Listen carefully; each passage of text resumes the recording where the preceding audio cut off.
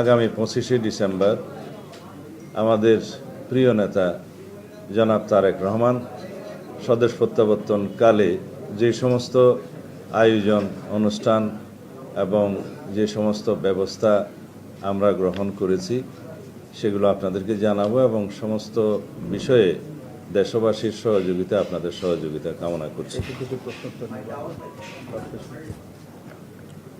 প্রিয় সাংবাদিক বন্ধুগণ, ইলেকট্রনিক অনলাইন মিডিয়ার প্রিয় সাংবাদিক বন্ধুগণ, আসসালামু আলাইকুম রহমতুল্লাহ।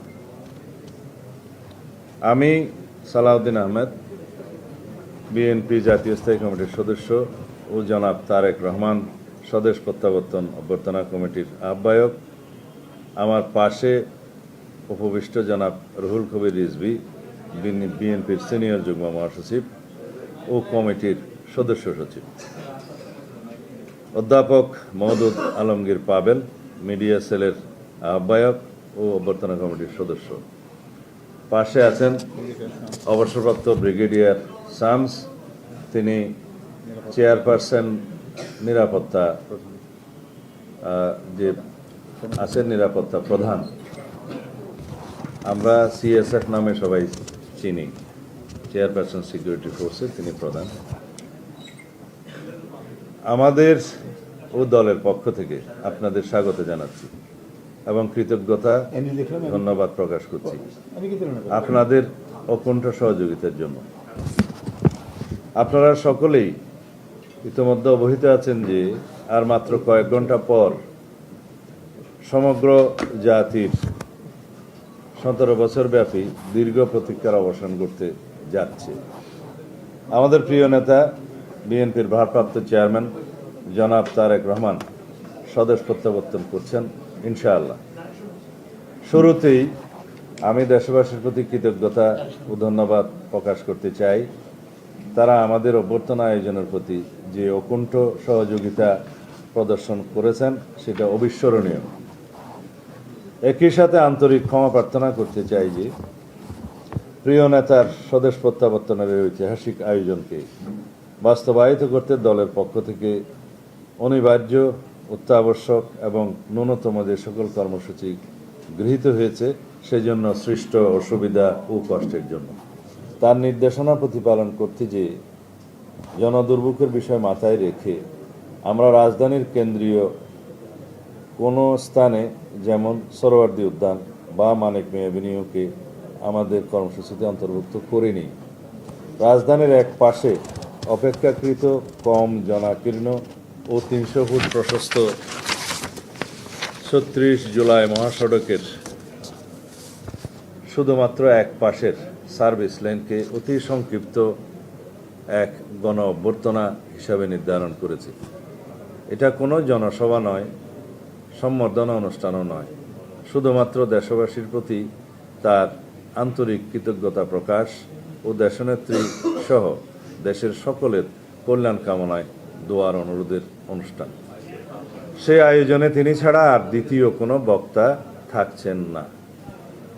আমরা এই আয়োজনের কলেবর যত ছোটই রাখতে চাই না কেন, 17 বছর ধরে অপেক্ষমান দেশের সকল প্রান্ত থেকে আসা নেতাকর্মী সমর্থকদের বাঁধ ভাঙা রাজধানীমুখী স্রোত নিয়ন্ত্রণের ক্ষমতা আমাদের নেই।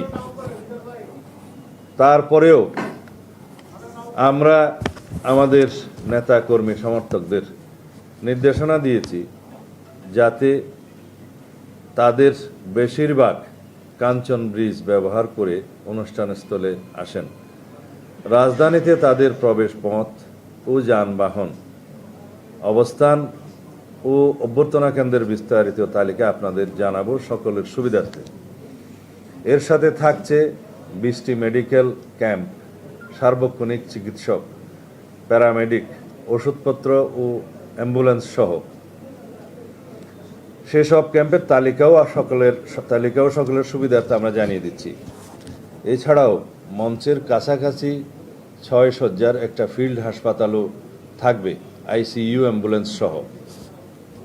বিমানবন্দরগামী ও বিদেশ ফেরত যাত্রীদের এবং রোগী বহনকারী অ্যাম্বুলেন্সের যাতায়াত নির্বিঘ্ন করতে বিমানবন্দর সড়কের কাকলি মোড় আন্তর্জাতিক বিমানবন্দরের সামনে ও আবদুল্লাপুর এই 3টি স্থানে হেল্প ডেস্ক থাকবে, যারা মোটর বাইক স্কটের মাধ্যমে যাত্রাপথ নির্বিঘ্ন করতে আপ্রাণ চেষ্টা করবে। ঢাকা মহানগর দক্ষিণের বিভিন্ন পয়েন্ট দিয়ে আগত গাড়িসমূহের পার্কিংয়ের স্থান: সায়েদাবাদ অভ্যর্থনা কেন্দ্র। ডেমরা স্টাফ কোয়ার্টার পয়েন্ট দিয়ে প্রবেশ করা গাড়ি সায়েদাবাদ বাস টার্মিনালে পার্কিং করবে। 2, শনির আখড়া অভ্যর্থনা কেন্দ্র এবং মহাখালী অভ্যর্থনা কেন্দ্র। শনির আখড়া ও যাত্রাবাড়ি পয়েন্টের গাড়িসমূহ সায়েদাবাদ বাস টার্মিনাল ও মহাখালী বাস টার্মিনালে পার্কিং করবে। 3, বাবুবাজার অভ্যর্থনা কেন্দ্র, বাবুবাজার ব্রিজের নিচে। নয়াবাজার বাবুবাজার ব্রিজ পয়েন্টের গাড়িসমূহ ফুলবাড়িয়া গুলিস্তান বাস টার্মিনাল ও মহাখালী বাস টার্মিনালে পার্কিং করবে। 4, পোস্তগোলা ব্রিজের উপরে অভ্যর্থনা কেন্দ্র, ধোলাইপাড় মোড় অভ্যর্থনা কেন্দ্র, কমলাপুর রেল স্টেশন অভ্যর্থনা কেন্দ্র, সদরঘাট লঞ্চ টার্মিনাল অভ্যর্থনা কেন্দ্র। এখানে আমাদের সেই অভ্যর্থনা কেন্দ্রগুলো ইতিমধ্যে আমরা ব্যবস্থা নিয়েছি। সেখানে মেডিকেল টিম সহ অভ্যর্থনা কেন্দ্রে আমাদের স্বেচ্ছাসেবক সবাই প্রয়োজনীয় ব্যবস্থা নেবে এবং তাদেরকে দিক নির্দেশনা দেবে। ঢাকা মহানগর উত্তরের বিভিন্ন পয়েন্ট দিয়ে আগত গাড়িসমূহের পার্কিংয়ের স্থান: 1, আবদুল্লাপুর অভ্যর্থনা কেন্দ্র, টঙ্গী আবদুল্লাপুর এন্ট্রি পয়েন্টের গাড়ি পার্কিং বিশ্ব ইস্তেমার মাঠ, তোরাগ মাঠ। 2, নীলা মার্কেট অভ্যর্থনা কেন্দ্র, কাঞ্চন ব্রিজ 300 ফিট হয়ে এন্ট্রি পয়েন্টের গাড়ি বাণিজ্য মেলার মাঠে পার্কিং করবে অথবা নীলা মার্কেটে গাড়ি পার্কিংয়ের ব্যবস্থা আছে সেখানে করবে। যে 2 জায়গাতে সম্ভব হয় সেই 2 জায়গায় অভ্যর্থনা কেন্দ্র এবং গাড়ি পার্কিংয়ের ব্যবস্থা থাকবে মেডিকেল টিম সহ। দিয়াবাড়ি অভ্যর্থনা কেন্দ্র, গাবতলী এন্ট্রি পয়েন্টের গাড়ি বেড়িবাঁধ হয়ে উত্তরা দিয়াবাড়ি গরুরহাট 17 নম্বর সেক্টরে পার্কিং করবে। চীন মৈত্রী হলের পাশে বাণিজ্য মেলার মাঠ অভ্যর্থনা কেন্দ্র, বসিলা মোহাম্মদপুর হয়ে আসা গাড়ি পার্কিং চীন মৈত্রী হলের পাশে বাণিজ্য মেলার মাঠে হবে। মহাখালী বাস টার্মিনাল অভ্যর্থনা কেন্দ্র, বিমানবন্দর রেল স্টেশন অভ্যর্থনা কেন্দ্র। এগুলো আমাদের অভ্যর্থনা কেন্দ্র, গাড়ি পার্কিং এবং মেডিকেল সার্ভিসের সুবিধা সহ এই তালিকাটা আপনাদের সামনে প্রদান করলাম। তিনি বাংলাদেশ বিমানের এক নিয়মিত ফ্লাইটে লন্ডন থেকে বাংলাদেশ সময় মধ্যরাতে হিথ্রো বিমানবন্দর থেকে যাত্রা করে আগামীকাল সকালে সিলেটে যাত্রা বিরতির পর বেলা 11:50 ঢাকায় অবতরণ করবেন ইনশাআল্লাহ। বিমানবন্দরে তাকে অনাড়ম্বর অভ্যর্থনা জানাবেন বিএনপির স্থায়ী কমিটির সদস্যবৃন্দ। বিমানবন্দর থেকে তিনি চিকিৎসাধীন দেশনেত্রীর শয্যার পাশে অবস্থানের জন্য এবার কেয়ার হাসপাতালে যাবেন 36 জুলাই এক্সপ্রেস ওয়ে, যেটা 300 ফিট বললে সবাই চেনে। 300 ফিট সড়কে অ্যাক্সেস রোড হয়ে যাবেন। প্রতিমধ্যে তিনি অত্যন্ত সংক্ষিপ্ত অনুষ্ঠানে দেশবাসীর প্রতি ধন্যবাদ ও কৃতজ্ঞতা জ্ঞাপন করবেন এবং মহান আল্লাহর দরবারে শুকরিয়া আদায় করবেন। আমরা জানি আমাদের শত চেষ্টায়ও প্রিয় নেতাকে একবার দেখার দুর্নিবার আকর্ষণে 17 বছর ধরে অপেক্ষমান দেশের সকল প্রান্ত থেকে আসা লক্ষ লক্ষ জনতার রাজধানীমুখী জনস্রোত প্রশমনের সাধ্য আমাদের নেই। আমরা নিশ্চিত ইনশাআল্লাহ আগামীকাল বাংলাদেশ তার ইতিহাসের বৃহত্তম জনসমাবেশ সাক্ষী হতে চলছে। সেই ইতিহাস দৃষ্টান্ত হয়ে থাকবে। এই সুবিশাল আয়োজন নিশ্চিদ্র বা ত্রুটিহীন করা আমাদের এই ক্ষুদ্র কমিটি এমনকি বৃহৎ দলের পক্ষেও সম্ভব নয়। তারপরেও আমাদের স্বনির্বন্ধ অনুরোধ থাকবে স্বতঃস্ফূর্ত নেতা কর্মী সমর্থক ও শুভানুধ্যায়ীদের প্রতি আপনারা সর্বোচ্চ ধৈর্য ও শৃঙ্খলার পরিচয় দিতে প্রমাণ করুন। আপনারা আমাদের প্রিয় নেতাকে কতটা গভীর ভালোবাসায় অভিষিক্ত করতে সক্ষম। এই বিশাল আয়োজনে আমাদের মিডিয়া সতীর্থ হিসেবে আপনারা এই যাবৎ যে সহযোগিতা প্রমাণ রেখেছেন সেই জন্য জানাই গভীর কৃতজ্ঞতা এবং আগামীতে সেটা অব্যাহত রাখার অনুরোধ জানাই। আমাদের শত চেষ্টা সত্ত্বেও এই আয়োজনে যতটুকু জনদুর্ভোগ হবে সেই জন্য আমরা আন্তরিকভাবে জাতির কাছে সকলের কাছে আগাম দুঃখ প্রকাশ করছি ও ক্ষমা প্রার্থনা করছি।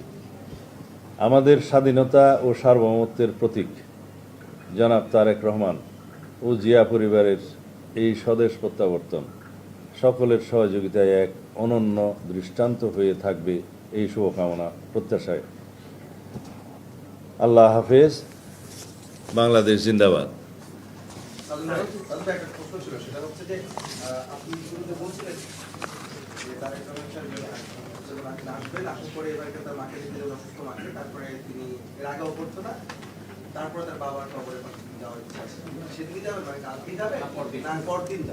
না, খুব ভালো প্রশ্ন করেছেন। আমাদের এটা আগে বলে নেই, আমাদের প্রথম দিনের অনুষ্ঠান বিমানবন্দর থেকে 300 ফিট রাস্তার অভ্যর্থনা স্থল, সেখান থেকে দেশনেত্রী বেগম খালেদা জিয়াকে দেখতে যাওয়া এবার কেয়ার হাসপাতাল থেকে তিনি সরাসরি বাসভবনে চলে আসবেন। তখন বিমানবন্দর সড়ক হয়ে কাকলের মোড় হয়ে গুলশান 2 নম্বর হয়ে তিনি বাসভবনে চলে আসবেন। সেদিন আর অন্য কোনো অনুষ্ঠান হবে না। বাকি অনুষ্ঠান আপনারা জানতে পারবেন। আমি আগাম শুধু 26 তারিখের অনুষ্ঠানটা আপনাদের সামনে বলতে পারি।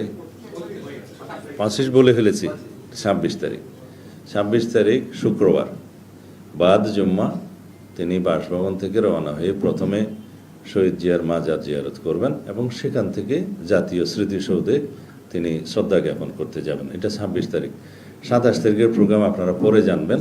সেদিন অন্যান্য অনুষ্ঠানের মধ্যে আমি শুধু আপনাদেরকে আগাম টাইমিং ছাড়া এখন বলতে পারি যে আমাদের সেদিনের অনুষ্ঠানের মধ্যে 27 তারিখে তিনি এনআইডি কার্ড এবং ভোটার হওয়ার সমস্ত কাজগুলো সেদিন করবেন। এরপরে শহীদ উসমান হাদির কবর জিয়ারত করবেন এবং যাওয়ার পথে তিনি পঙ্গু হাসপাতালে জুলাই অভ্যুত্থানের যে কর্মসূচি, পঙ্গু হাসপাতালে যাওয়া, তাদেরকে দেখতে যাওয়া সেটা, এবং এরপর আরেকটি অনুষ্ঠান হবে, সেটা এখনো আমরা বিস্তারিত ঠিক করি না, আপনাদেরকে যথাসময়ে জানাবো।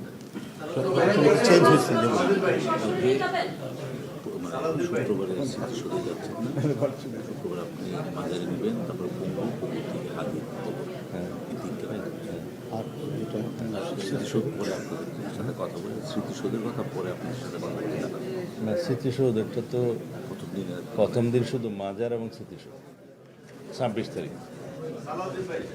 26 তারিখে বাদ জুম্মা তিনি বাসভবন থেকে রওনা দিয়ে প্রথমে শহীদ জিয়ার মাজার এবং সেখান থেকে জাতীয় স্মৃতিসৌধ শ্রদ্ধা জ্ঞাপন, এইটুক 26 তারিখের অনুষ্ঠান। আস্তে একজন করে সেটা আপনাদেরকে জানানো হবে আগে যথাসময়ে। আমি 25-এর অনুষ্ঠান বললাম, 26 তারিখেরটা বলে দিলাম। তারপরের অনুষ্ঠানগুলো আপনারা শুধু জানেন যে 27 তারিখ তিনি এনআইডি কার্ড করবেন, ভোটার করবেন, সেদিন ঈশ্বর সময়, সেটা আপনারা যথাসময়ে টাইম অ্যান্ড প্লেস জানতে পারবেন।